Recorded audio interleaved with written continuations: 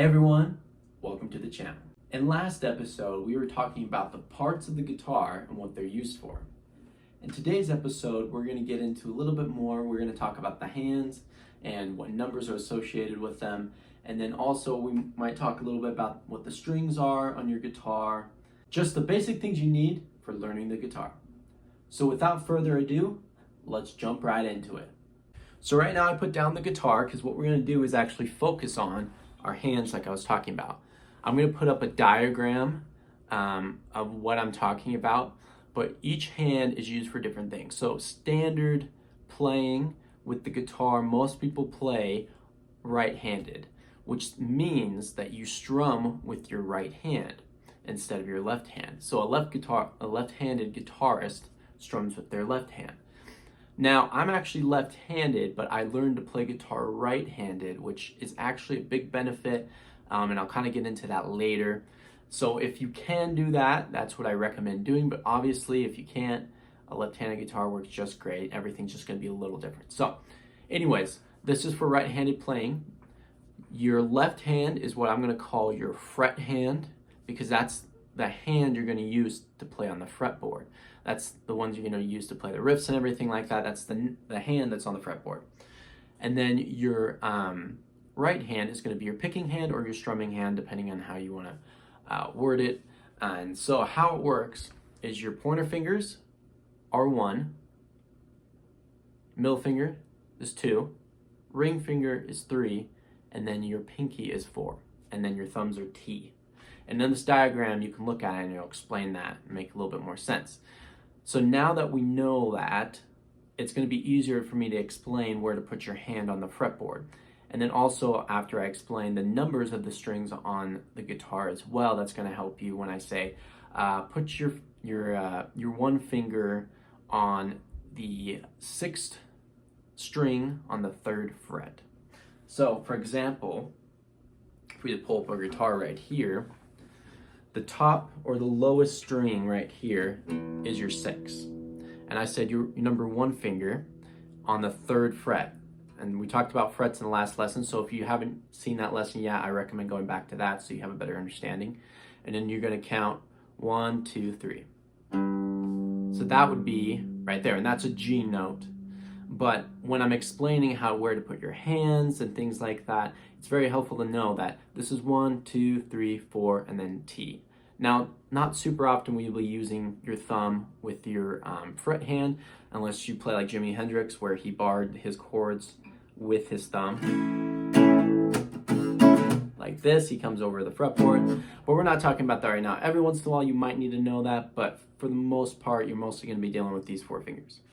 So what we're going to do next is put the guitar in our lap like this, and we're going to name the number of each string. So I'm just going to grab a pick to help out with this, and we're going to start with the lowest string, so meaning in pitch it sounds the lowest. The one also closest to you.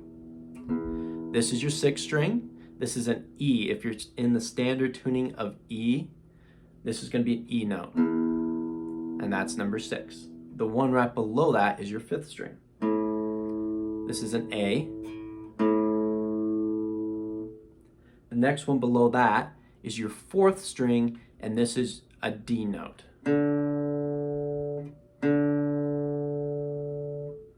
The one below that is your 3rd string and is your G note.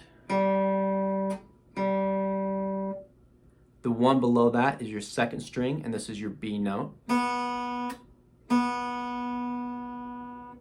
And then your 1st string is the same as your 6th. It is the 1, which is an E,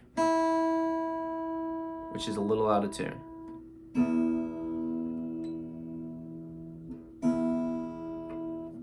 So the last thing I want to mention, on this lesson at least, is picks. There's lots of different kinds of picks. They're used for lots of different things. There's metal ones, there's plastic ones. People make them out of all sorts of things.